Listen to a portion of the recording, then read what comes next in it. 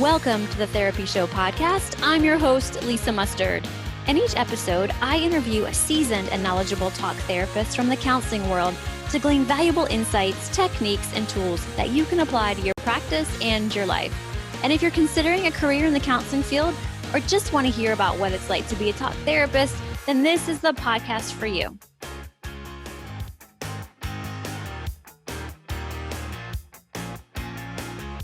Well, hey friends, welcome back to another episode of the Therapy Show. I'm your host, Lisa Mustard, and today I am thrilled to welcome back a very special guest, my friend, Chris McDonald. She's not only a friend, but also a distinguished therapist, a podcaster, and author, known for her expertise in integrating holistic modalities like yoga, meditation, and brain spotting in therapy. And in this episode, we are diving into the fascinating world of breathwork. Chris, with her rich experience as a licensed therapist in both North Carolina and South Carolina, will shed light on what breathwork is, how it can transform our mental and physical state, and why it's an essential tool for anyone, therapist or not. We'll also talk about Chris's latest endeavors, including her upcoming workbook for therapists focused on self-care, which promises to be an innovative, interactive resource complete with QR codes linking to meditations, self-massage, and yoga classes. So whether you're listening in your earbuds or watching us over on YouTube, where you can admire Chris's stunning holistic yoga space, this episode is packed with insights and practical tips that will enrich your understanding of holistic therapy and self-care. So stay tuned as we dive into the power of breathwork and discover how it can be a game changer in managing anxiety, depression, and trauma. And don't forget to check out the show notes for links to Chris's work, her course over on my website, and the upcoming workbook that's sure to be a valuable asset for therapists and self-care enthusiasts alike. All right, let's get started. But before we hear from Chris, I want to share with you a fabulous offer from Therapy Notes. Have you ever felt swamped by endless paperwork and tangled schedules? Then step into a world of clarity with Therapy Notes. Hailed as the gold standard in electronic health records, Therapy Notes is your beacon in the dynamic realm of mental health care. With their round-the-clock 7-day live phone support, it's evident why they shine with a dazzling 4.9 out of 5 stars on Trustpilot.com and Google. From effortless billing to streamlined scheduling, precise note-taking, and state-of-the-art telehealth, Therapy Notes is your all-in-one solution. And for the prescribers out there, they're ecstatic to introduce ePrescribe. And if you're switching lanes from another EHR, they've got your back. They will seamlessly migrate your demographic data at zero cost, ensuring you hit the ground running. So become part of the 100,000 plus mental health professionals community who've chosen Therapy Notes. And to embark on a 2-month complimentary journey, just tap the link in the show notes or use promo code LISA at checkout at therapynotes.com. That's promo code LISA, L-I-S-A, at checkout at therapynotes.com. So dive into the Therapy Notes experience today and see why it's the talk of the town. Navigate with confidence and choose the best. Well, hey friends, welcome back to another episode of the Therapy Show. I'm your host, Lisa Mustard, and I am welcoming back my friend, therapist, podcaster, all the good things, Chris McDonald. Welcome back to the show. It's great to have you. It's great to be back. Thanks so much, Lisa, for having me. Oh yeah, you're welcome. And if you guys are listening on your earbuds, then go and check out the YouTube video because Chris's office is so amazing. I just told her it looks actually like a virtual background. So maybe you could sell that virtual background to Zoom. I don't know. It's really cool. Yeah, maybe. This is my holistic yoga space / podcasting space. Awesome. / everything that I do for work here. Yeah. And I'm waiting for your cat to walk in and go into the cat bed or something. Yeah, she's not here yet. She may arrive when she feels like it. I hope so. Well, Chris, for those of you who don't know who you are, can you just give us a little bit of an intro to who you are, what you do, and how you help? Yeah, I'm a licensed therapist in North Carolina and South Carolina, and I see a lot of young adults with anxiety, depression, trauma, work a lot with trauma. I'm a holistic therapist, so I integrate a lot of different holistic modalities like yoga, meditation, mindfulness, and brain spotting. And I'm also a podcaster. I'm host of the Holistic Counseling Podcast, which is geared towards mental health therapists to deepen their knowledge of holistic modalities. And I'm also an author. I have a lot I'm doing. Yeah, you do. And I was just about to ask you, like, Yeah. what's new in your world? Like, what are you working on these Woo. days? It's been a whirlwind, Lisa. Mm-hmm. Right now I'm at the cusp of publishing a workbook for therapists on self-care. So it's called Self-Care for the Counselor Companion Guide. I have a book I published before that is more of the written book, the written word, but this workbook goes right along with this and is a way for therapists to really dig a little deeper, to journal. I also have on there, which is really cool. I'm so excited with the technology, QR codes that link to meditation, self massage, as well as a yoga class in there. So yeah, it's not just a paper workbook, it's gonna be interactive. That's really cool. I didn't know you were up to that. Yeah. Are you self-publishing that, or Yes. how are you Yep. gonna sell that once you get it out? Yep. I'm gonna just do my best to sell on my own and social media and all that and just really get it out there for therapists. Awesome. Well, let me know when it's ready and I will Very soon. promote. Okay, Yes. cool. Well, we will definitely share that with you guys when it's out and it's ready. So Thank you. we'll put all your links in the show notes, and then I on the page on my website where we host your courses, we'll also put a link to that workbook because I know that's going to help a lot of us out there. Yes, absolutely. To Yeah. really dig into those holistic modalities for self-care. Yeah, and so today we want to talk about breath work. Like, what the Yes. heck is it? How do you do it? Who's it, who's it for? And then if you're a therapist and you want to learn more and get some Yes. training, what do you recommend? So, what the heck is breath work?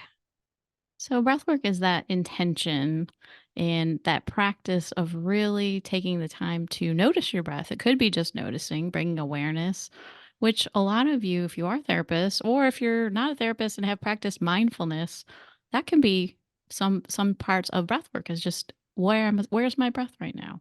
Mhm. Is just intentionally focusing on the breath. And guess what? We can change our breath. And by changing our breath, we can change our autonomic states, which is awesome. So we have the power to do that. And just remembering the breath is the bridge between the body and the mind.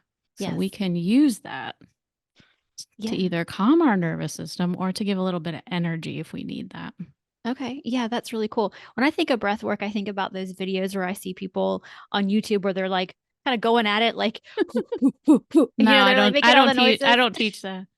Okay. So this is a different kind of breath That work. this is I come at the and I teach yoga too. So I come at both of these with a more gentle approach.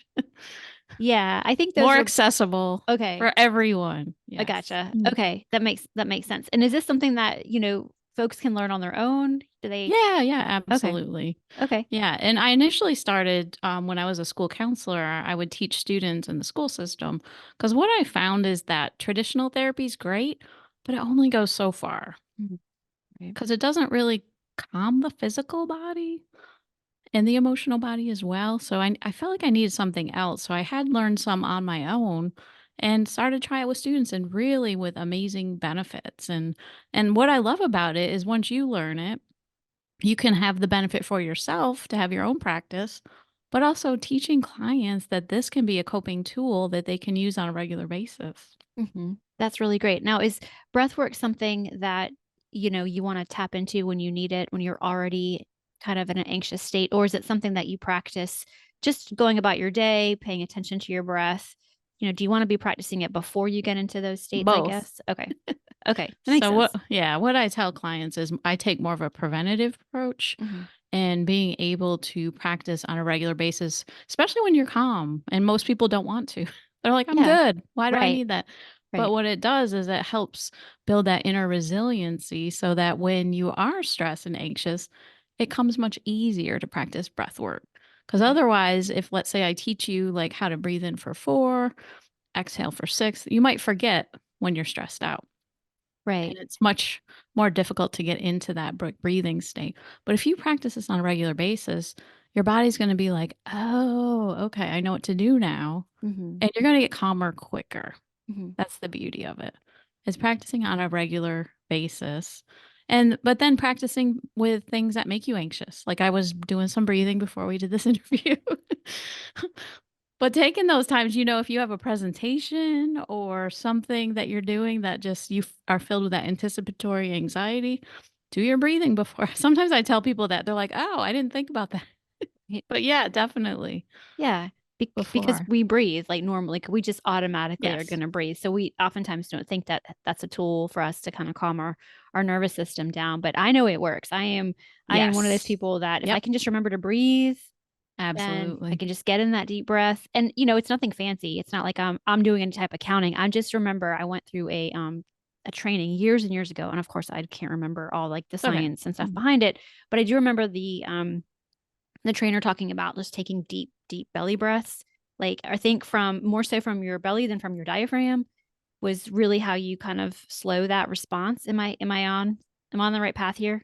Well, I was gonna say there's Maybe. lots of different Okay. ways to Okay. do breathing, so that could be just one way. Hmm. The way I teach too is to really work with your nervous system. So, let's say you're anxious, so you want to be able to get on that parasympathetic nervous system to be activated. Okay. And how do we do that? We have longer exhales than we do inhales. Now, you might have heard of box breathing, Hmm. Yep. which, if for listeners that don't know what that is, it's counting breaths from inhale to 4, hold for 4, exhale for 4 counts, and then pause for 4, if that sounds familiar. Yeah. I don't teach that. It does. It can be helpful, it has its place, but if you want the most benefit, which I think everybody listening does, if Hmm. you want the most efficiency, extending that exhale is gonna turn on the relaxation response in your brain. Okay. So really thinking about that. So how can I have a little bit longer exhale? And if you don't wanna count, you don't have to. Just breathing in and then a little bit longer exhale. Nice. So So easy. that simple, right? Yeah. It really, well, it's that simple. I don't know if it's that easy because are we I doing know. it, and I think but that's like anything. It's like It we is. know how Mhm. simple it can be. It's just actually following through It's the on, muscle. It's like a muscle, like the exercise. yeah. Once we do it on a regular basis, it does Yeah. become easier. Yeah. But if it's really difficult in the moment, then I recommend people you do a guided one. Okay. Because I've had moments when I've had like high anxiety. I'm like, doing breathing on my own right now is not working. Right. So Yeah. let me get some guidance online. Okay. Well, that makes sense. And that's I can see okay to that. do Mhm. that. Even though I teach it, sometimes I need it too in those difficult Right. moments, right? Yeah. No, I definitely understand that. So it sounds like there's a lot of different ways to Yes. use breathing, and I love that it's free. It's free. You can do it Yes, this is anywhere. what I love. Yeah, and it's so accessible for Mhm. everybody. And this is not just for certain people, for yogis. This is Right. something that's available for everyone. Yeah. Just breathe. Just breathe. And it Oh. can be, Lisa, sometimes it's just noticing your breath. Mhm. So if your listeners right now can just tune in for a moment, where is your breath right now? Just notice. Are you having more shallow breaths? Is it in your chest or is it in your belly, deeper breaths? Or somewhere in the middle? Just pay attention. See if you can tune into the rising of your belly and the falling on the exhale, and the rising of the chest on the inhale and falling. And just notice. Yeah, I feel good. Isn't that great? It is. Just doing that Yeah. can help with that parasympathetic response. And just listening to your voice is so soothing. I have a lot of experience with it. Yeah, you do. So let's talk about Yeah. your experience and how you've turned that experience into a training for therapists, which I love. Yeah. It's so cool. I haven't seen anything. Well, I haven't seen anything out there like this. I'm sure it exists, but Yes. tell us about your training. Yeah, lots of different trainings I've taken. One thing that I've learned is from the Buddhist philosophy of breathwork and mindfulness. I've taken some trainings at a local Buddhist, um, I just blanked out, temple. I was Hmm. like, that word was escaping me. And learned from lots of different people. So that's what I love is just everybody has something different to offer. Hmm. And I think the biggest influence was my yoga training, and we call it pranayama in yoga, and learning to just slow down with the breath. We don't have to do super fast breath like you were mentioning. Hmm. And how can we be more gentle with ourselves? And being slow with that is really important, and taking your time. A lot of people do want to rush. They want to take a breath and go, just Right. Yeah. 'cause I'll often ask clients, so tell me how you take deep breaths just so they can show me. And it's usually that it doesn't Really? work. They tell me, Yeah. and I'm done. That doesn't work. No, it doesn't work. You're right. because that won't work for you Yeah. because you're not slowing it down and they're rushing through it. So it's just let me just take a moment and really usually starting with noticing first, bringing awareness, and then trying to find some simple breaths. Even like I said, if it is, can you just extend your exhale a little longer Okay. than the inhale? Okay. Go from there. Makes sense. I like that. Yeah. So the training that you have, Yes. what's in the training? So there's a lot of different things that we do in the training, and I just want to talk, if that's all right, about some of the things that Sure. I cover in there. So I do talk about the neurobiology with this because I think that's really important. The brain base. This is not something I'm just making up because I want to Right. teach us. This is all based on science. So for those who are worried about research based, guess what?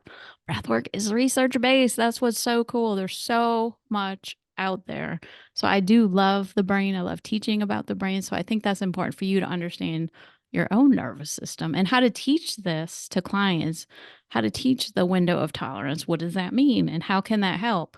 Because I got to tell you that I often use that psychoed piece with my clients. And I have clients when they leave, I ask, what was beneficial? And I can tell you most of the time that's what they say.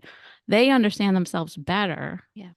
and know that it's a normal response Yeah. to anxiety and normal life stresses, right? Yeah. So they really, it's kind of, it's not pathologizing them anymore and Yeah.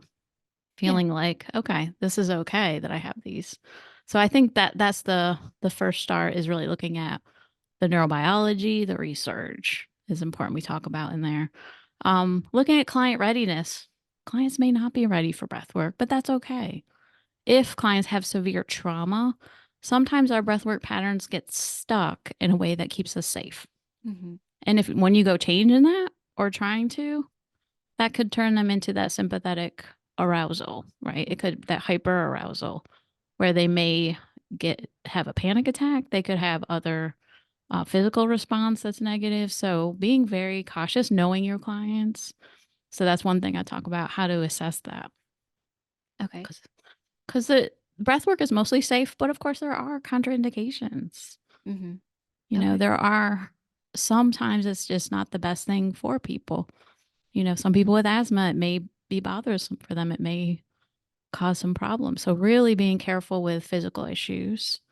Um, the biggest thing that I hear from my listeners and not with yoga and breath work, 'cause I use yoga sessions, by the way. So yoga or breath work, people are afraid, like, how do I do that? I don't know. Are my clients going to be like, oh, that's weird? Or when do I do this in session? So that's something that I really clarify too, Okay. the how Okay. and the when. Hmm. And of course, the ethical considerations, because the other question I get from therapists is, can we do this? Hmm. Is Right. this in our scope of practice, our scope of competence? How does this work with client autonomy and informed consent? So I go through all the ethical considerations as well. Okay. Perfect. And I think Yeah. it's, no, I'm sorry. What were you going to say? I was going to say how to teach this safely and ethically is part of my value system too with all this. Yeah. Yeah, and I've watched this training. It's amazing, and Oh, good. yeah, I mean, it's fabulous, and it's 1.5 Thanks, hours Lisa. of credit, I believe. Yes. Yeah, Yep. okay. Hmm. So if you're out there listening, therapists, you can get Chris's course over on my website, and you get 1.5 hours of MBCC continuing education, which we think is Yes. awesome. Woohoo. Woohoo! Which means if you're a LPC or LMFT or even social worker, LCMHC, LMHC, you should be Yes. able to use the MBCC. But Absolutely. definitely check with your state licensing board to make Of sure that is course. something before Mm. you try to get it for continuing education. So, do you have any other plans this year for continuing education? Or I know you said you're working on Right now, I have a something. pilot course for therapists on how to integrate yoga into clinical sessions. So, Okay, this that's is a cool. course I'm creating as I go. So it's very interesting to create a course as I go. Yeah, This is the first long course I'm doing is 10 weeks. And I'm taking all the feedback from everybody to try to make it a better course as we sure. go.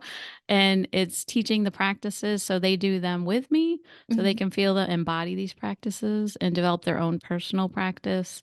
And then learn how to teach them to clients the how and when, because there are so many components Oh, I when bet. there's yoga and movement and breath and yes, Yeah. it's a lot, but It's really awesome too, because it's the same kind of things with how do we do this ethically and safely, and how do we really look into um, the research too, Yeah. the Yeah. science with that, so they can really understand that and be able to teach that to clients. Yeah.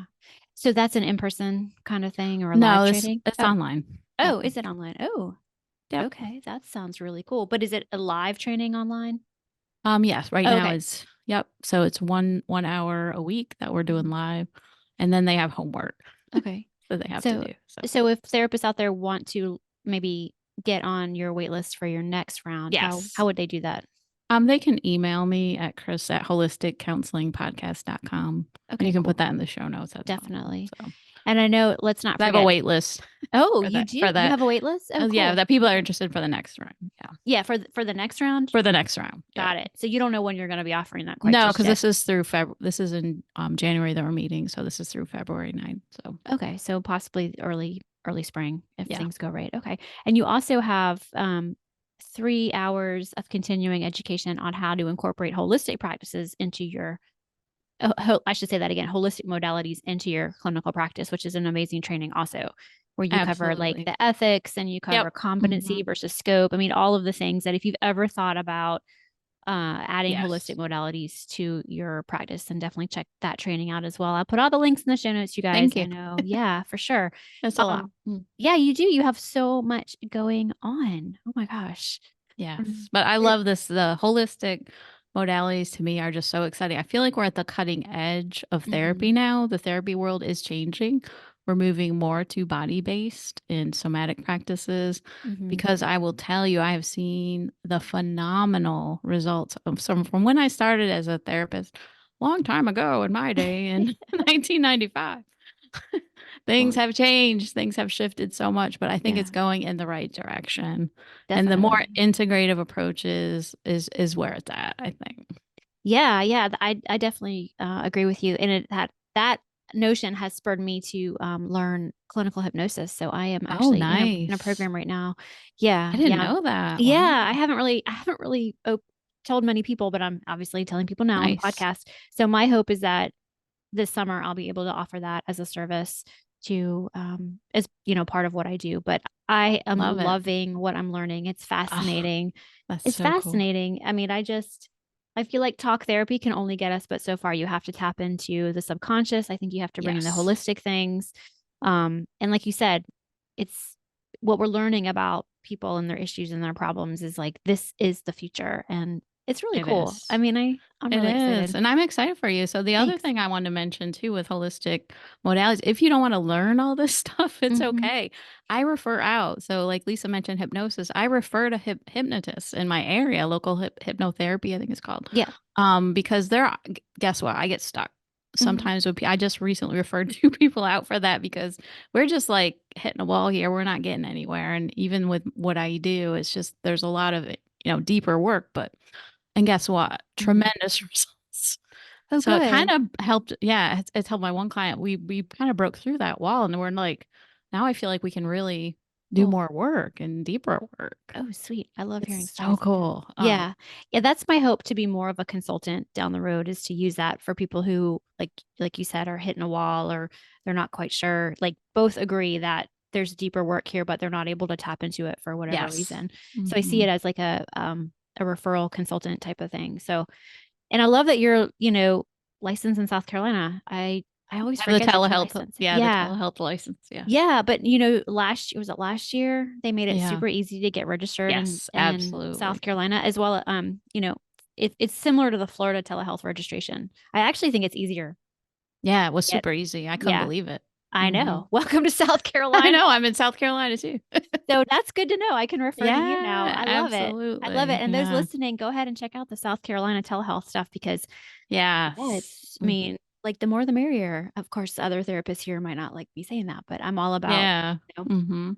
having some great therapists be able to provide services to our For sure. people here. So, is there anything else that you want to share with our listeners, like that besides go listen to your podcast, check out your Check out my continuing podcast if education. you're interested in that too, and learning about different modalities. Like I said, and you don't always have to be the one to do this. Mhm. And I also collaborate with other holistic people in my community, Reiki providers, massage therapists. So we kind of co-refer. So that's another way to build your practice, is to Mhm. reach out to these different providers. I think that can provide a definite resource for your clients, because we can't be everything either.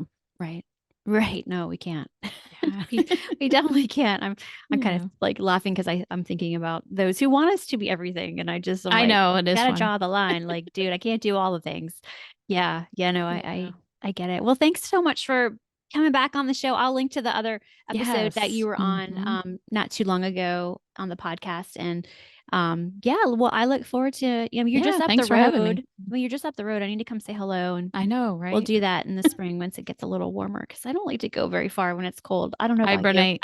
Yes, it's cold Yes, here for you South too. Carolina. Mhm. Well, thanks again, Chris, for being here, Thank you. and This I'm was so great. grateful to have you on the show. I'm grateful for you. Please note that the therapy show with Lisa Mustard is for informational and entertainment purposes only, and not a substitute for professional medical or mental health advice. Always consult with your therapist, doctor, or physician before implementing any suggestions from the show. The Therapy Show with Lisa Mustard is edited and engineered by Chelsea Weaver. If you're looking to start a podcast or ready to take the editing off of your plate, be sure to visit chelseaweaverpodcasting.com. Well, that wraps up another episode of The Therapy Show with Lisa Mustard. I know there are hundreds of thousands of podcasts out there, and I'm thankful you've chosen to listen to mine. Be sure to visit lisamustard.com to access the show notes and discover more fantastic content. And I'd be grateful if you subscribe to the show. Thank you.